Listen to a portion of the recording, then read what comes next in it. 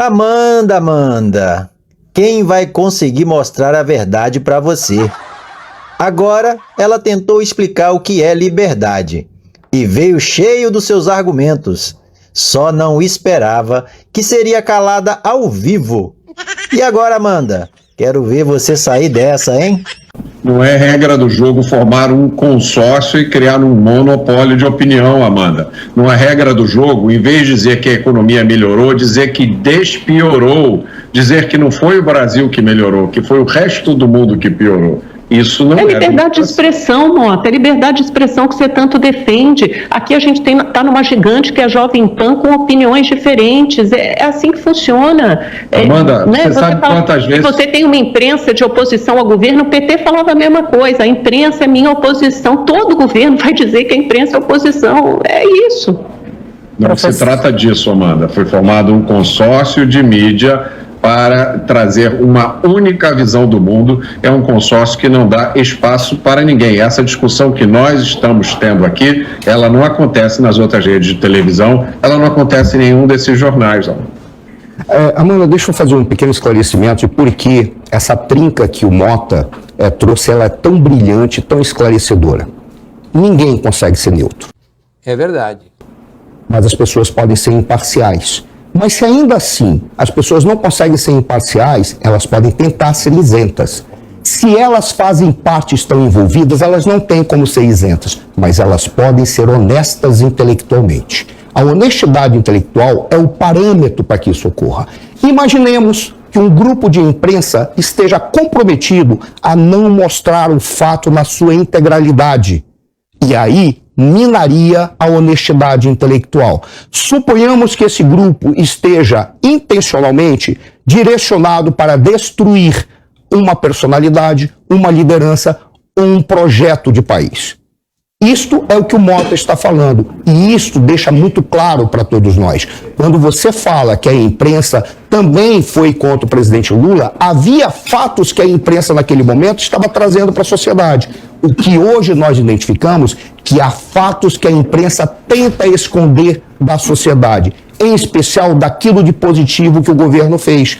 E isso tem minado. Imaginemos que essa imprensa ela consiga ter acesso a um segmento da população que só pode assistir aquilo que as grandes redes apresentam. Se nós formos na periferia, você vai ver que as pessoas não têm TV a cabo, as pessoas não têm internet, não têm smartphone. E elas vão consumir exatamente aquilo que essas grandes redes apresentam. E se elas tiverem associadas num consórcio para apenas mostrar o que lhe interessa, direcionado para minar um governo, é isso que vai ser consumido.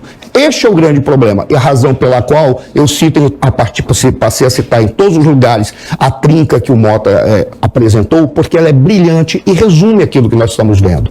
Em especial quando, em defesa da democracia, supostamente, está sendo destruído o Estado democrático de direito.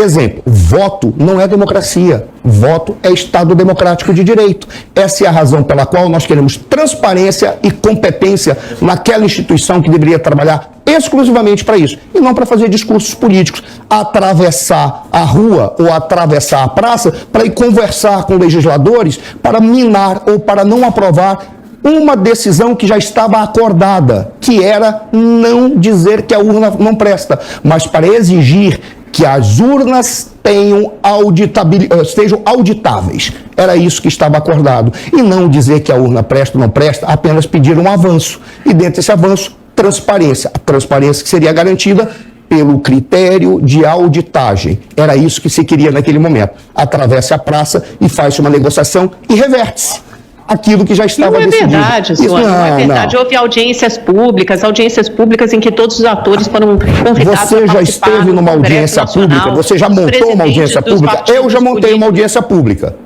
Não faça isso, não faça isso. Já passou a sua vez de falar, você já falou. E você atropelou todos sem pedir licença para falar. A gente está voltando ao passado, a uma discussão que está superada, porque não está superada. As pessoas aqui não suportam a democracia. Porque isso a sociedade não engoliu. A oposição. Esse é o problema. A oposição faz parte da democracia. A imprensa livre, que possa criticar e questionar abertamente, faz parte da democracia. Existe um cardápio, um leque de opções entre os veículos de comunicação brasileiros, alguns mais à esquerda, alguns mais à direita, tanto tanto nas redes, nas emissoras de televisão, quanto nos jornais, nas revistas, nas rádios, na internet. Existe uma oferta imensa para que os eleitores possam se informar, possam formar a sua própria opinião. O que não existe o pode partido dos haver tribunais minando as desonestidade opiniões. intelectual. Você não consegue ver isso? E ataques a todos que pensam diferente. O meu Instagram está há 6 meses bloqueado porque eu elogiei o presidente da República porque concedeu visto humanitário para a Ucrânia e para ucranianos naquele momento. Eu solicitei que as pessoas, ao invés de querer que essa guerra se prolongasse, que a guerra fosse encerrada com negociação e que o governo brasileiro estava agindo corretamente, como Estado e como governo. E eu estou bloqueado há 6 meses no Instagram. Pode ser o Mota para encerrar, então, que ele pediu também? Pedi. Eu acho que o professor traduziu certo o que eu penso, e eu só queria dizer que o pior aspecto desse consórcio, dessa simbiose do consórcio de mídia, com esse consórcio de pesquisas e esse partido dos tribunais, é a demonização dos adversários. Então, é a demonização de quem pensa diferente, é a acusação de fascismo, é a acusação de racismo, é todo tipo de acusação que vem acompanhado, muitas vezes, de medidas judiciais, e o resultado é isso que o professor falou aí. As pessoas são canceladas, são bloqueadas. Eu recebi inúmeros comunicados de pessoas que de ontem para hoje já tiveram as suas contas de redes sociais bloqueadas pelo simples fato de que questionaram os resultados das eleições. Mas numa democracia você não pode questionar os resultados das eleições. Dá para entender essa liberdade de expressão? Ela vale para tudo, menos para aquilo que contraria aqueles que são os mantenedores da liberdade de expressão. Não é sério. E você, o que achou disso tudo? Deixe aí sua opinião nos comentários e deixe também o seu like. Até o próximo!